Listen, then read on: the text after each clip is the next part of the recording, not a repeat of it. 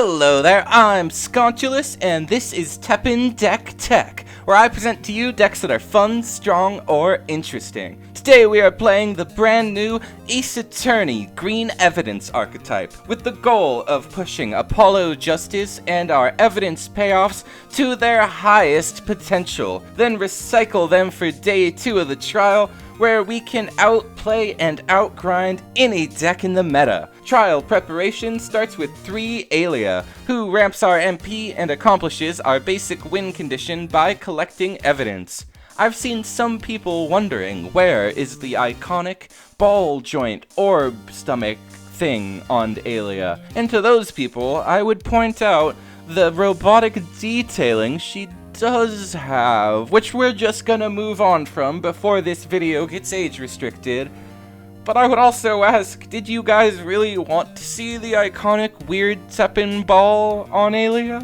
Moving on from that can of worms, we have 3 Princess, who is our best turn 1 combo with Alia. This deck's goal is to outvalue your opponent over time, and stacking MP boost is the most straightforward way to do that. Princess also helps us find our evidence, like Carol, who is this deck's best evidence collector. She even has a secret combo with Apollo, but she's mostly great for collecting 3 evidence instead of 2, which is the exact amount needed for our 2 game-stealing payoffs. A treasure ruined, and the terrible, unspeakable fucking lot of chaos! And then I'll edit in a lightning strike here. Nice.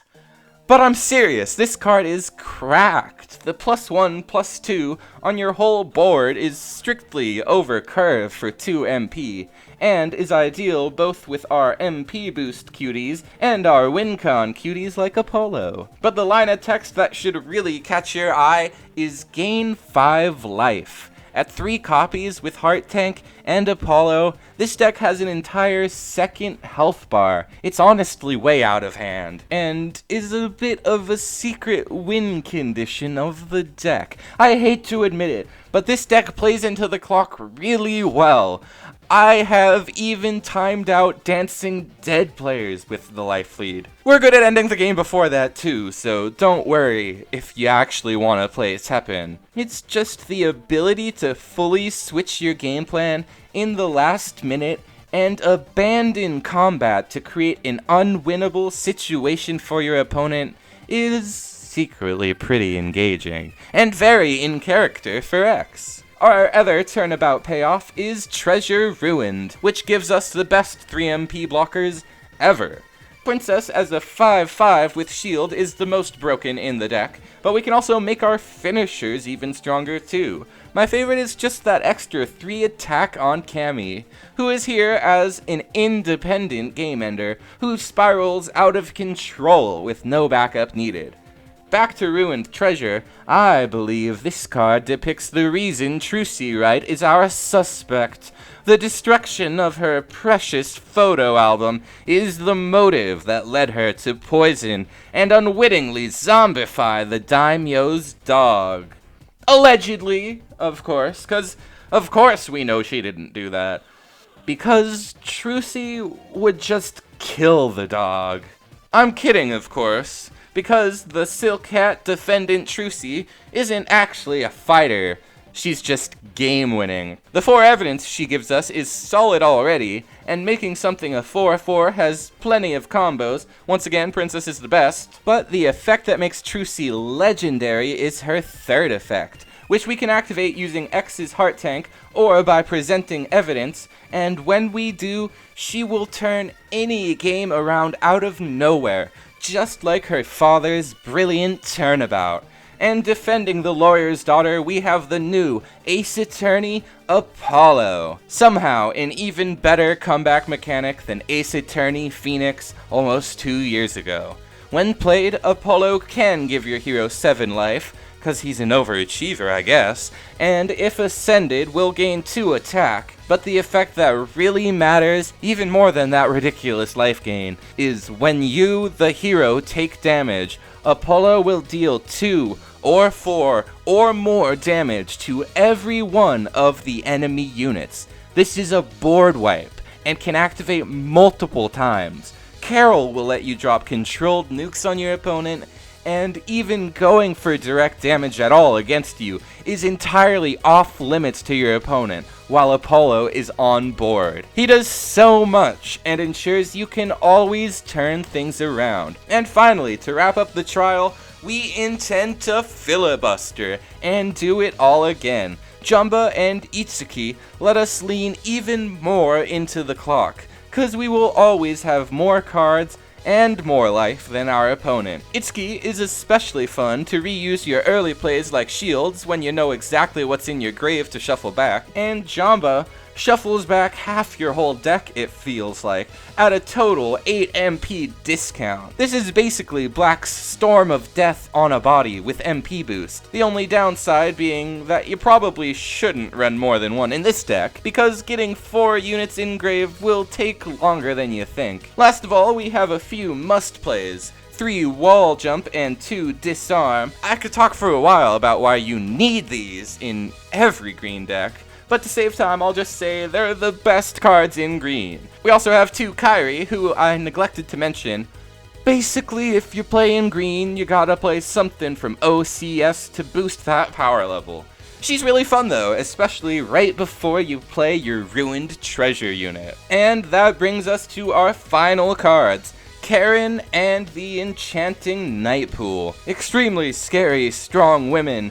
Karen is the definition of what some would call a tall unit. Heart Tank makes her a 4/21 on play, which is often game-winning on its own. And Enchanting Night Pool is a splash of value for all of our strong women and Apollo. Here's the deck QR for you, and with all that said, let's get into it. Game 1, we are up against fellow TEPPEN community member Gem Z. And as you can tell by us both still being in A, this is the one match in the video from day 1, so hopefully neither of us makes any big misplays. Our opponent starts off with Fiona Belly into Daimyo's Dog Pincher for some early aggro, but we can counter that by playing Carol into Apollo Justice, which will defeat their Daimyo's Dog. Unfortunately, they can counter Apollo by going Kai into Emma Sky, bringing him down to 1 attack, which will just let them survive. Thankfully, we can bring Apollo back to 4 attack using Trucy, and we will play Shield to try and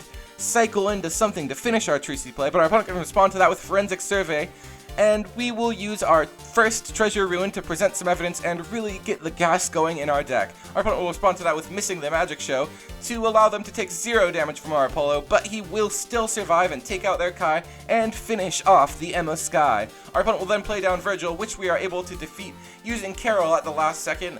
Unfortunately, it does take out our Apollo with it. Our opponent will then play down Bustling Lobby, which we respond to with a Ruined Treasure, and our opponent will then use Charm Any Beast, the easiest counter to our deck, to steal our Carol, and then they will respond with Blackout because they knew as well as we did that Trucy had not triggered her game-winning effect yet, and they are able to stop it in its tracks. We play down our 5/5, which easily trades out with their 5/5, and we are able to use Heart Tank to keep that huge threat on board. We will play down Jamba to hopefully shuffle back our Apollo into the deck, and we will play Princess to ramp our MP even further.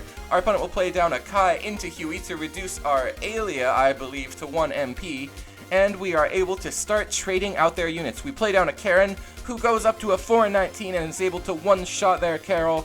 Our opponent does have Blackout online, but they will not get a good chance for it when we clear their entire board with Ace Attorney Apollo.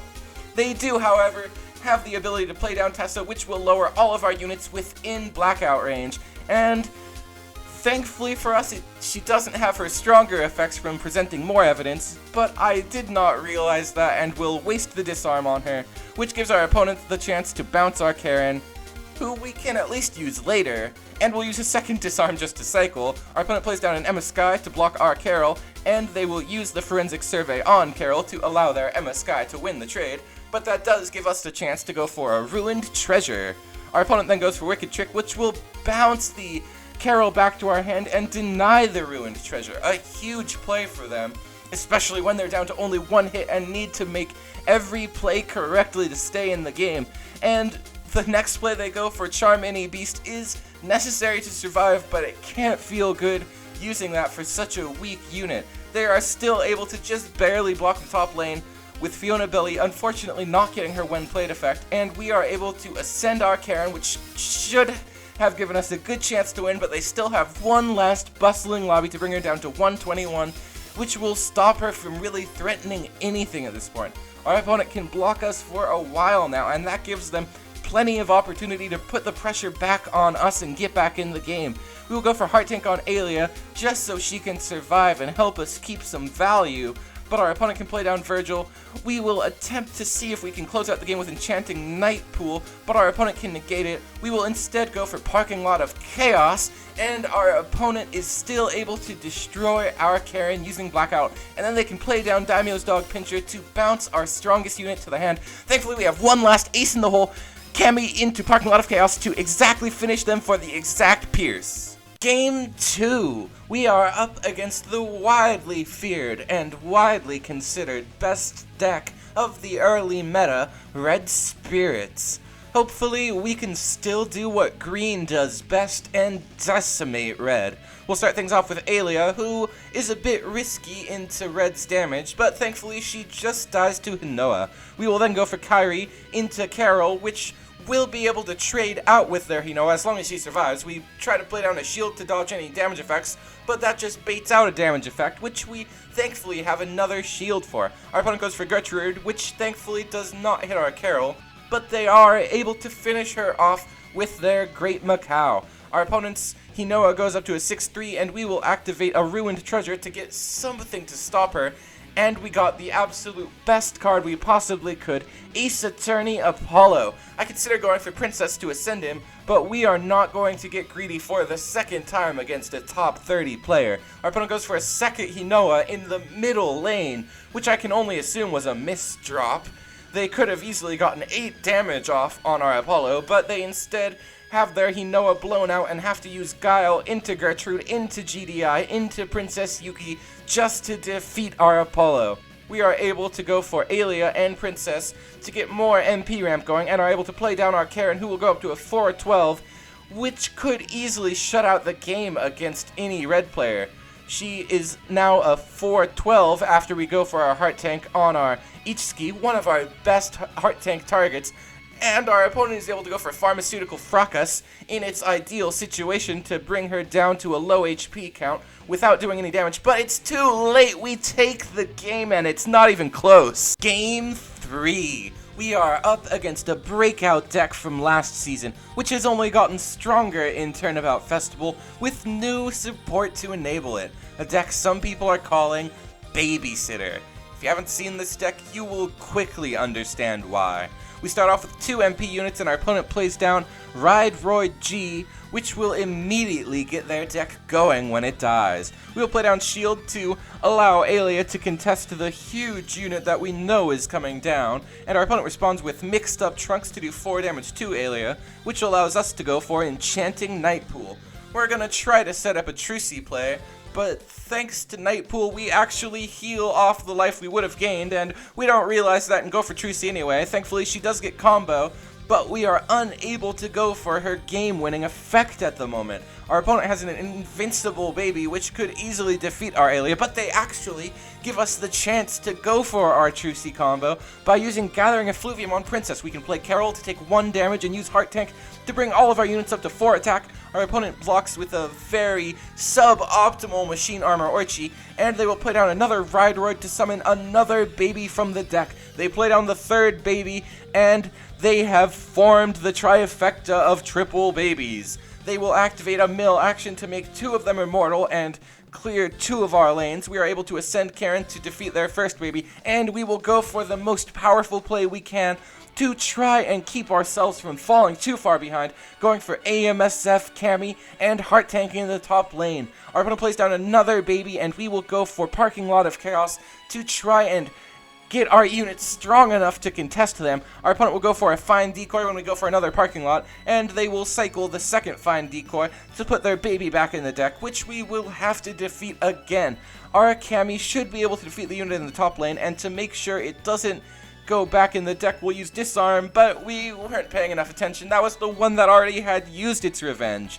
The other one still has its revenge. Our opponent plays down Astaroth twice defeating both of our units and ending with a dangerous demon on the field. However, we are easily able to defeat it by going Kairi into our 5/5 Alia and using shield to allow her to survive for one additional trade. Our opponent plays down one last Ride Road G, which will summon their Revenge Baby from the deck, and we will go for Jamba to keep ourselves in the game. We will play Itsuki in the top lane and turn her into a 3/10 to contest their baby, which will become immortal when they activate Guildenstern, milling cards from the deck.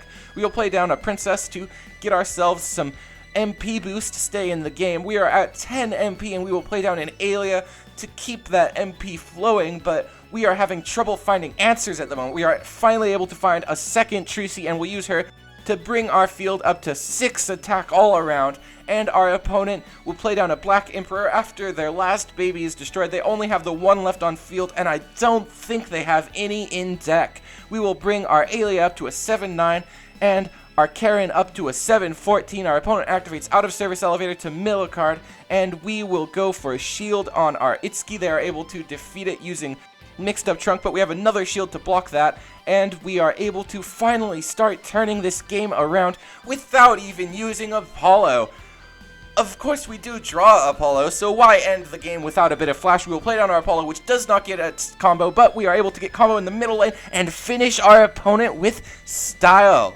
Here we are again, and I gotta say, people are really downplaying green this season. This deck can come back from any situation at all. The only real downside is that this deck does need setup, which means red can keep us from ever getting there, which means just one good charm any beast will turn the entire game around on us. Still, even in those situations, it just takes one Apollo or Trucy to win the game on the spot, and having to actually earn your wins with green is extremely satisfying. I recommend this deck to anybody who's felt a bit alienated by how pushed the recent green stuff is. This deck is a ton of fun for anybody who's played any green over the years. I've also got a budget version here for you, of course, that's leaning even more into the life gain with Chun as a payoff.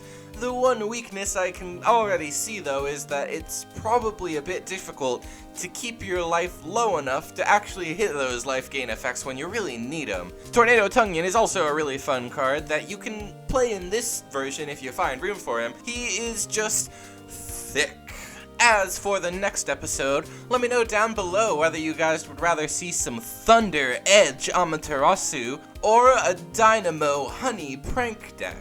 Also, I've never mentioned this in a video, but I'm on Twitter, and I've been trying to be a little more active, just posting thoughts about cards in the meta and stuff, so if you guys feel like it, follow me on Twitter at Sconchulous, the same name here. And, as always, thank you so much for watching. Please like the video if you liked the video, subscribe if you subscribed. Once again, I'm Sconchulous, and I'll see you in the next one.